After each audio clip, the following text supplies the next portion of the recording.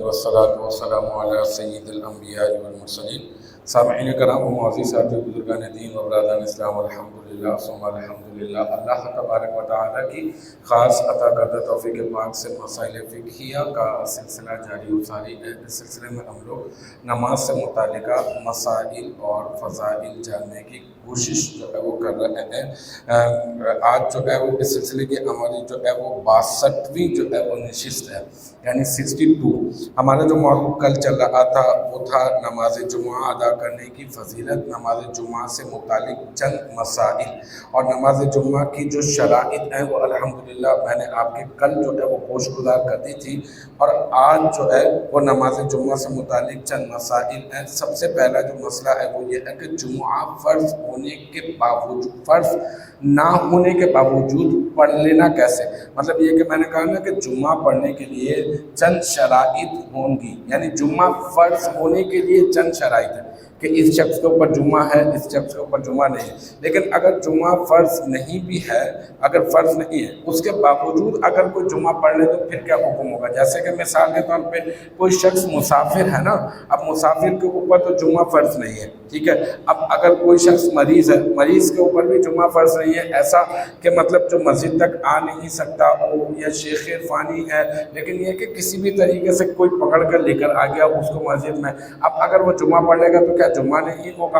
اسی طرح سے کوئی مسافر ہے اس کے اوپر تو جمعہ فرض نہیں ہے، لیکن اگر وہ جمعہ پڑھ لے گا تو کیا پھر جمعہ ادا ہو جائے گا یا پھر نہیں ہوگا؟ تو یاد رکھیں کہ جمعہ واجب ہونے کے لیے میں نے بتایا کہ 11 شرطیں ہیں، ان میں سے اگر ایک بھی نہ پائی گئی تو جمعہ فرض نہیں ہوگا۔ پھر بھی اگر پڑھے گا تو جمعہ ہو جائے گا، بلکہ مرد عاقل بالغ کے لیے جمعہ پڑھنا افضل ہے۔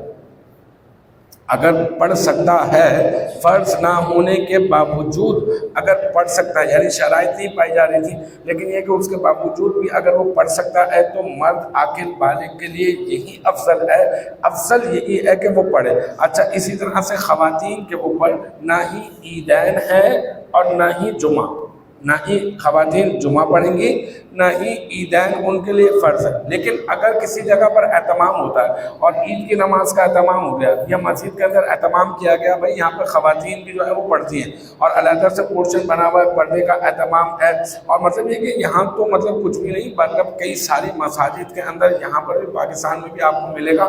پاکستان کے علاوہ اگر آپ دوسری کنٹریز میں جائیں گے تو وہاں پر خواتین کے لیے باقاعدہ طور پر ایک جو ہے اہتمام کیا جاتا ہے۔ اگر اہتمام کیا گیا ہے تو کیا خواتین پہ جمعہ پڑھیں گی یا پھر یہ کہ عیدین پڑھیں گی؟ اگر اہتمام کیا گیا ہے اور اگر وہ آ سکتی ہیں باپردہ طور پر اور جو ہے نا وہ تمام شرائط اور قیودات کا خیال کرتے ہوئے، تو ایسی صورت میں وہ آ کے جمعہ پڑھیں گی، تو لہٰذا جمعہ پھر بھی ان کا ادا ہو جائے گا۔ لیکن بصورت دیگر وہ جمعہ پڑھیں گی نہیں تو پھر گھر میں کیا کریں گی؟